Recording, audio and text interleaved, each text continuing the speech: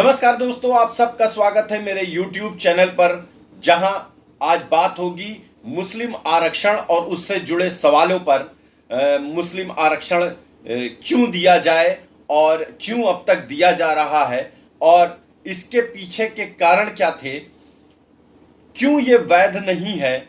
और मुसलमानों में जातिवाद, जिस पर चर्चा ना के बराबर है, हिंदुओं की जातिवाद की चर्चा आए दिन होती रहती है, मगर बात मुसलमानों की जातिवाद की जाए तो कहीं कोई एक चू नहीं सुनाई देती। और कहा जाता है कि मुस्लिम एक है और मुसलमानों का वोट एक मुश्त पड़ता है, मगर जब बात हिंदुओं के वोट देने की आती है तो यहाँ अनेक जातियों की गणना हो जाती है। इवन जातिगत जनगणना वैध रूप से होने की बात होती है और उस आधार पर हिंदुओं का बंटवारा होता है, मगर बात जब मुस्लिमों की आती है तो यहाँ जातियों का कोई उल्लेख नहीं होता। तो ये पूरा मसला उठा कहाँ से? इसकी शुरुआत अब से 2 दिन पहले हुई, जब कोलकाता हाई कोर्ट ने ममता बनर्जी की तृणमूल सरकार को एक आदेश दिया कि साल 2010 के बाद पश्चिम बंगाल में जितने भी ओबीसी सर्टिफिकेट बने हैं उन सबको रद्द कर दिया जाए। इसका कारण यह है कि ओबीसी आरक्षण को बैकडोर से उसमें मुस्लिमों को शामिल किया गया, उनकी अनेक जातियों को। कहने का मतलब है अधिकांश मुसलमानों को आरक्षित कोटे में शामिल कर लिया गया और ये सब कुछ हुआ पिछड़े वर्ग के आरक्षण के भीतर। तो इसके बाद में ममता बनर्जी ने पलटवार करते हुए कहा कि वे इस आदेश को नहीं मानेंगी, इसको विधानसभा में पलट देंगी। तो इससे आप अंदाजा लगा सकते हैं कि वोट बैंक की राजनीति में आरक्षण का ये जहर जो सांप्रदायिक आधार पर घोला जा रहा है, ये कितना ज्यादा कारसाज था ममता बनर्जी के लिए कि वे इसको कोर्ट के आदेश के बावजूद नहीं बदलना चाहती। इस सब चीजों की शुरुआत कब हुई? साल 1932 में, जब देश में ब्रिटिश राज था। उस समय सबसे पहले अल्पसंख्यकों को आरक्षण देने का एक प्रस्ताव लाया गया था। इस आरक्षण देने के प्रस्ताव में मुख्य तौर पर अनुसूचित जाति, मुस्लिम, सिख, जैन और अन्य अल्पसंख्यक वर्गों को शामिल किया गया था।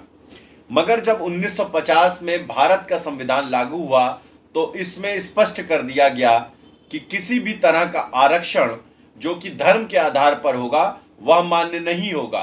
केवल सामाजिक रूप से जो पिछड़े लोग हैं उनके लिए आरक्षण की व्यवस्था होगी, जो जातिगत आधार पर होगी। अब बात करें कि मुस्लिमों को आरक्षण जातिगत आधार पर भी वैध क्यों नहीं है। इसका कारण यह है कि मुस्लिम धर्म में जाति की व्यवस्था नहीं है। मुस्लिम धर्म में ये माना जाता है, इस संप्रदाय में ये माना जाता है कि सभी एक हैं, सभी एक अल्लाह की संतान हैं और उसी के बताए हुए रास्ते पर चल रहे हैं, कुरान पर चल रहे हैं, कोई अलग नहीं है, सब लोग एक साथ रहते हैं और समरसता मुस्लिम समाज का एक बिंदु बताया गया। और इसी आधार पर बड़ी संख्या में कन्वर्जन हुआ।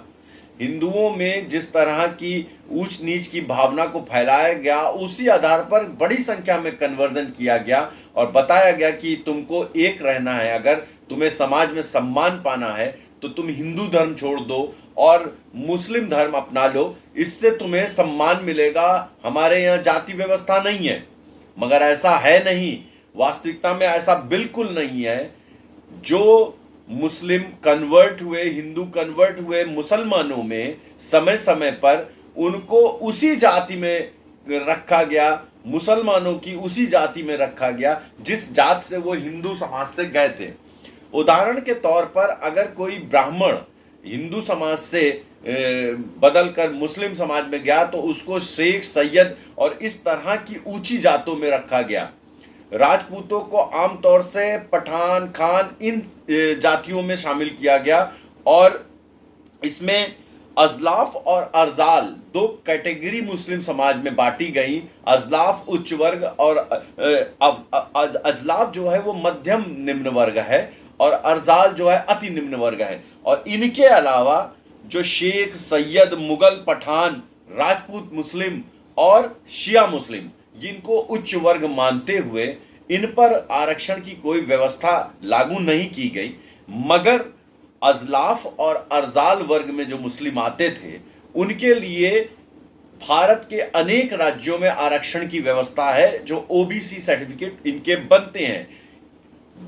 भारतीय जनता पार्टी शासित राज्यों में भी बन रहे हैं, उत्तर प्रदेश में भी बन रहे हैं, जिस पर अभी उत्तर प्रदेश में जो अंदर खाने की खबर आ रही है कि चुनाव के बाद इसकी समीक्षा किए जाने की तैयारी की जा रही है। अब आपको बताएं कि मुस्लिमों में जो जातियां हैं, जो कहा जाता है कि जाति मुक्त समाज है, इस समाज में मनिहार, मंसूरी, मेहतर, भंगी, कंजर, कुंजड़े, कबाड़ी, घोसी, गद्दी, मोची, धोबी, कसाई, जुलाहे, ऐसी अनेक जातियां हैं। और बिल्कुल वैसे ही जैसे हिंदू समाज में उच्च वर्ण के लोग, ऊंची जाति के लोग, नीची जाति के लोग मुंह में शादियां करना पसंद नहीं करते, उनसे मेल मिलाप बहुत अधिक नहीं रखते सामाजिक, उसी तरह से मुस्लिमों में भी बहुत कट्टर तरीके से इसका पालन होता है। कोई शेख, कोई सैयद अपने घर की लड़की किसी नीची जाति के मुस्लिम को नहीं देते, ना उनके यहाँ से कोई वैवाहिक संबंध रखते हैं।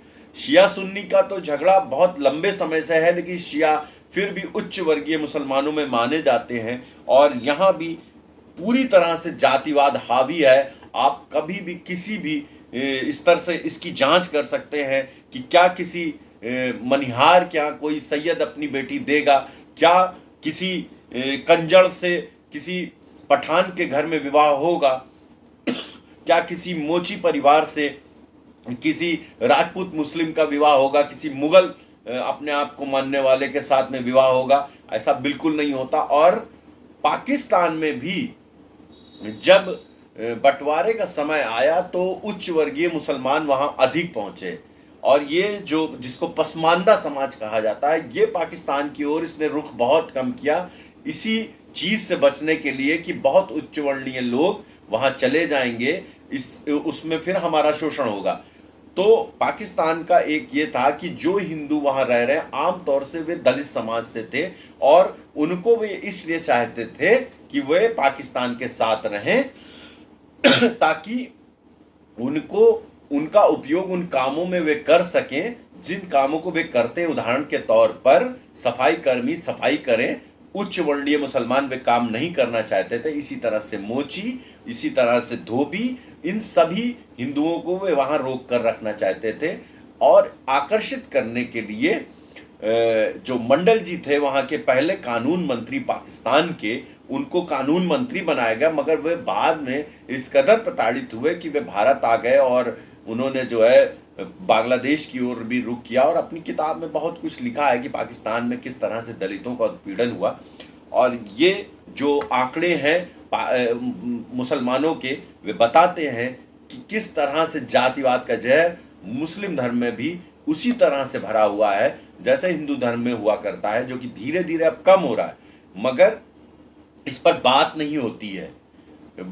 बात केवल जब हिंदुओं की होती है तो हिंदुओं को हमेशा हिंदुओं का वोट इस तरह से गिना जाता है कि दलित 20%, ब्राह्मण 16%, राजपूत 10%, यादव इतना प्रतिशत, कुर्मी इतना प्रतिशत, लेकिन कभी भी मुसलमानों की जनसंख्या को इस तरह से कभी भी नहीं जोड़ा जाता कि वे, और आरक्षण का लाभ लेने के नाम पर ये सारी जातियों को ओबीसी के सर्टिफिकेट बन रहे हैं। उत्तर प्रदेश में शेख, सैयद, सिया, पठान और मुगल राजपूत छोड़कर सारे मुसलमानों के ओबीसी सर्टिफिकेट लगातार बनते हैं, और इसी पर अब सरकार समीक्षा की तैयारी कर रही है। कितनी होगी, कितना फर्क पड़ेगा इससे, कुल मिलाकर 27% जो पिछड़ों का आरक्षण है उसमें एक बहुत बड़ा हिस्सा मुस्लिमों का है। ये संविधान विरोधी है। संविधान हमारा ये कहता है कि धर्म के आधार पर आरक्षण नहीं होगा, और जो लोग अपना धर्म, हिंदू धर्म छोड़कर, अपनी जाति छोड़कर मुस्लिम समाज में शामिल हो गए, जो कि जाति विहीन है, जिसमें जाति शब्द का उल्लेख नहीं है और जाति को माना नहीं जाता, वहां पर जाकर आरक्षण का लाभ लेना, हाईकोर्ट कोलकाता इसी बेस पर ओबीसी के सर्टिफिकेट निरस्त कर रहा है। तो क्या अब उत्तर प्रदेश, बिहार जैसे अन्य राज्यों में भी इस पर काम होगा? ये देखने वाली बात है कि कब इस पर काम होगा, लेकिन सच्चाई यही है कि मुस्लिम समाज में जातिवाद का जहर बहुत गहराई तक भरा हुआ है और आरक्षण का लाभ भी लिया जा रहा है, मगर उस पर कोई बात नहीं होती। हाई कोर्ट के एक निर्णय ने इस पर एक विमर्श शुरू करा है और उम्मीद करते हैं कि ये विमर्श किसी न किसी नतीजे तक पहुंचेगा और देश में जो आरक्षण के नाम पर ये लूट मची हुई है, ये लूट कहीं ना कहीं रुकेगी। आप मेरे इस वीडियो को लाइक कीजिए, कमेंट कीजिए, आपसे गुजारिश करता हूं, और मेरे इस चैनल को सब्सक्राइब कीजिए, वीडियो शेयर कीजिए। आप सबका बहुत बहुत धन्यवाद। हम यूं ही रोज मिलते रहेंगे। नमस्कार।